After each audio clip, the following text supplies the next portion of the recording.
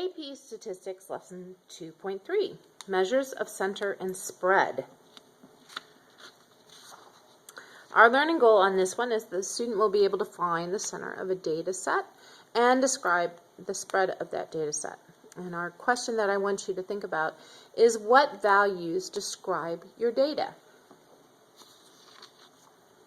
Okay, we have a bit of vocabulary for this one, and I also am starting something new on this one because this is really the first time it applies, is a list of symbols and formulas. So let's look at these real quickly. We have mean, median, and mode. You should know those, but we're going to be using them a lot. So then they might be in a different way than you're used to. Interquartile range, quartiles, 5 number summaries, and there should be a hyphen there. Outlier, box plot, deviations, and standard deviation. Okay, and then I want to go over these symbols and make sure you know what they sound like when I talk about them. This is sigma, and it's a capital sigma, which is a Greek letter, and it always stands for the sum of, and whatever comes after it. When we see this X with the bar over it, in statistics, this will always mean the mean. And here's an X with the bar over it equals the sum of Xi, those are individual measurements, over N. And this N is the number of data in your set. This is actually the formula for the mean. Okay, here is the formula for standard deviation. S sub X, sometimes you'll see it with the X and sometimes you won't, but on your AP formula sheet it has that, so I'm putting it there. In fact, this is the formula on your AP formula sheet that you will get during the test, so I wanted to make it look just like that. In your book it has this part over N minus 1. I want to just make the distinction. So we have N over N minus 1, and that's still the number of data in your set, times the sum of the squares of your measurements or your data minus the mean of the data. Okay, so S of X is going to be the standard deviation of a sample. We are also eventually going to look at something that looks like this, and that is the lowercase sigma, and it stands for the standard deviation of a population. But we won't be talking about populations today, we're only talking about samples. Okay, so measures of center. You have been learning about mean, median, and mode for years now, okay, and they are really still the same thing. Well, in statistics we don't really talk about mode other than to note where it is on a distribution curve. And to talk about bimodal or unimodal distributions. So we're not going to really be talking about mode today. Mostly we're going to spend our time on mean and median. So let's start with median. The median divides the distribution into two halves. And the median is also the middle number if you have an odd number of data, or the middle of the middle numbers if you have an even number of data. That's where you take the 2 in the middle and divide them, add them, and divide by 2. When you're talking about median, the spread around the median is described using quartiles and interquartile range, which is IQR. So I'm going to give you an example of the whole median, whatever that is. So here is my data set, and it's the same data set we used in the last video, which is our speeds of mammals. And I have them all listed out in one, so I'm going to find the middle. And I know you guys do this too. You go in from the middle. You could also count them. I happen to know there's 18 data points, and the middle of 18 is 9. But there's an even number, so it's between 9 and 10. So I have 1, 2, 3, 4, 5, 6, 7, 8, 9. I know my median is between these two numbers, and if I add up 35 and 39 and divide by 2, I get 37, or I might just realize that. So 37 is my median. It turns out the median is also the second quartile. Okay, quartiles, just like they sound, divide your data into 4 parts. This is the second quartile. So to get your first quartile, you're going to look at all the data below the median and find the median of that. So this is 1, 2, 3, 4, 5.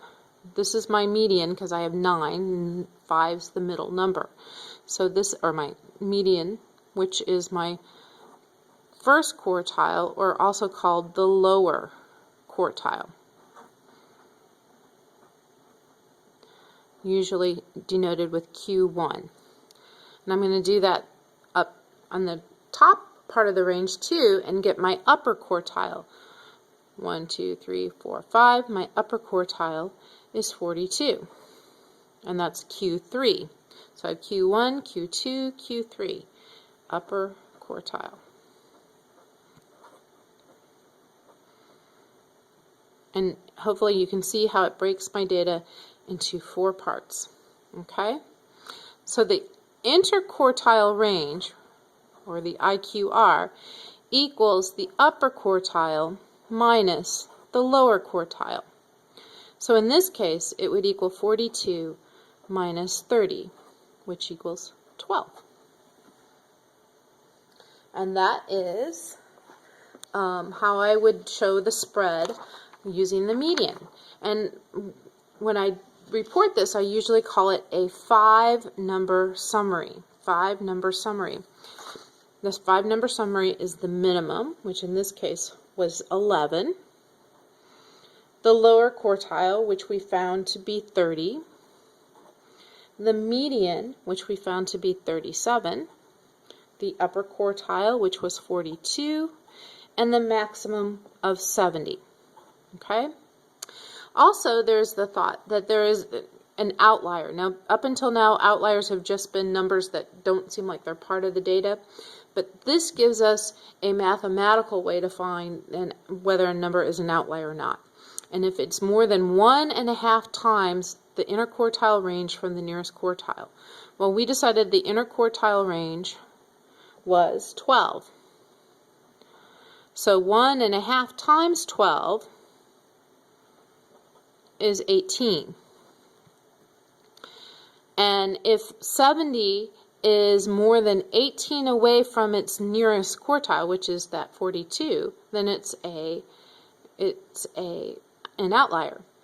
So 42 plus 18 equals 60, and that's less than 70, so 70 is an outlier. Okay? From this we can make a box plot. We start a box plot with a number line, and the number line of course has to include our range, and I'm going to go by 20s, or 10s, I'm sorry. 50, I probably didn't mean to make it quite that close together. 70, we'll put 80 on there just for good measure. Okay, so on our box plot, we make a box. We start in the middle of the box is our median, so I start with 37, and it comes up above that. Notice I'm above 35. It doesn't have to be perfect, unless you're using graph paper. It would be much more perfect. And then my lower quartile is the bottom of my box, and the upper quartile is the top of my box, which is 42. Okay, so there's my box. There's the median, upper quartile, lower quartile. Then I have the whisker part, which goes down to the minimum. That's 1. And the other one would go up to the maximum. Or if I want to do a modified box plot, I would take I would put just a point at the outlier, and then I would look at my next closest number, which was 50, and draw my whisker just there. So this is technically a modified box plot. Okay, that's pretty much how we deal with the median when we're talking about center and spread. Now we're going to talk about the mean. Usually, when you talk about an average, we talk about the mean. Not always, but usually. And the mean is just the sum of the data points divided by the number of data points, which is right here. Here says the mean of the data is the sum of the data divided by the number of the data. And it also turns out that the mean is the balancing point of the data. Like if you gave everything an equal weight, every amount an equal weight, that would be where it would balance. Differences from the mean are called deviations. And you find those by just taking your number and whatever the number of the data point is, and then subtract from that the mean, and that's your deviation. The sum of your deviations is always 0. So if the sum of the deviations is 0, how can we use that to describe the spread? What we use to describe the spread is called the standard deviation, where we take that sum of the deviations, we kind of square things, and we take the square root of it, and then we find another little average, and that becomes our standard deviation. And this is the formula, and it looks kind of tough, and it does take some time, and it can be some tedious, but it's not as bad as it looks. And I'm going to show you what I mean by that. Okay, so here is our data once again. Once again, our data. And what I have done is I've listed all the data. I found the mean, which was 35.5. And then I found the differences from the mean. And then I squared them. Yep, that looks like a lot of work. Although I'm going to show you in a minute, it wasn't quite as much work as it looks like. Okay? So I can now find the sum of these numbers and plug that into my standard deviation formula. So this is what I did. Here's a standard deviation formula. I know I have 18 data points. Okay? The sum of this whole column is 3,368 and 5/10. And I can then just, 18 minus 1 is 17, so I took this and divided it by 17, and I got 198 and 147 thousandths, and took the square root of that, and my standard deviation is 14.076.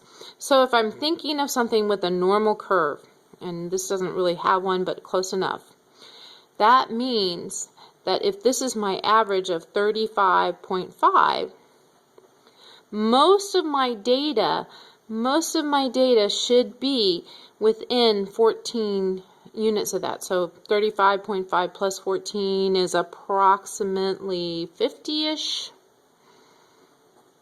Approximately 50. And minus that is about 21. 21. So if you look at over here in my data, my standard deviation includes the data from here to here. So yes, you can see most of my data, and actually it's supposed to be about 2/3 of your data, should be, if it is a normal distribution, should be within a standard deviation of your mean. And you can see in this case it is might be a little bit more than 2/3 of my data in this case. So that's a pretty good thing. So that's what standard deviation is.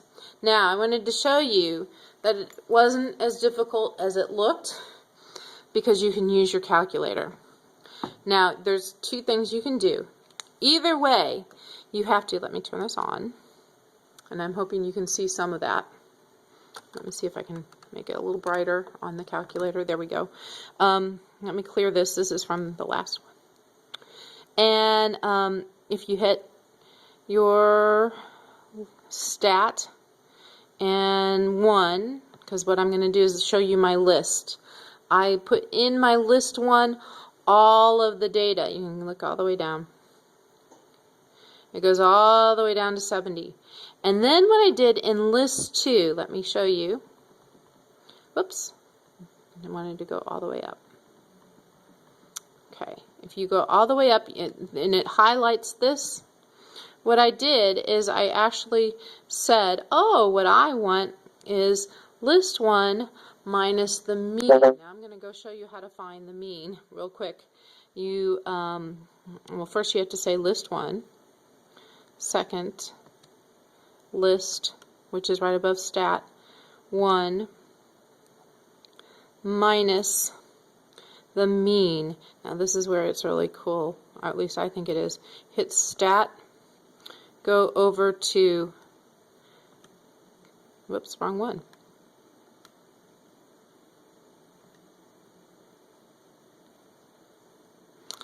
Oh, wouldn't it be, oh, it's under the list.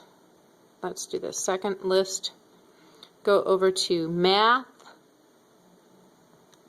and notice it has the minimum, maximum, mean. Oh, median and sum are there too. So I go down to mean, enter, and I want the mean of list 1. So I'm going to go ahead and put L list 1 again and close my parenthesis and hit enter.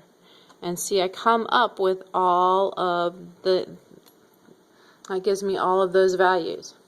Now, to get into list 3, all I have to do is square that. So I'm going to go over and up. And this tells you the list, but what I did was I hit second list 2, because I wanted list 2, and I wanted to square it, which is just this lovely little button there, and hit enter. And it squares them all. Isn't that cool? Very cool. So that's all I did was I wrote down those. And of course, since I can, since I have that sum button, if you remember, I'm going to get out of my list. If I have second list, go over to math, has the sum of 5. And see, you go to list because you're doing the sum of the list. And I had that in list 3, so I'm going to go sum of second list 3, and that gave me the list of everything there. Okay, that is pretty cool. So then I took that and divided it by 17, enter, and then I took the square root of that, and that's how I got 14.076. So that's pretty cool. It does pretty much all the work for you. However, there's even a better way, and I know you want to see this. Okay, so if I go back to stat, notice it has calc over here, calc, and the first one is one var stats. That means one variable or univariate stats. And I hit 1 and I hit enter, and it gives me all of the stats for my list 1, which if you notice, there's my mean of 35.5. Down here, here, if I wanted to add all my x values together, if I wanted to add my x squares, there's standard deviation. And notice it's the same thing we got down here. And there's a little down arrow. Here's my 5-number summary. So all of those things are very easily found if you can put your list in your calculator. Hopefully you'll be able to do that. And in the next one, I'm going to show you how to do a frequency table rather than just a list. See you in class.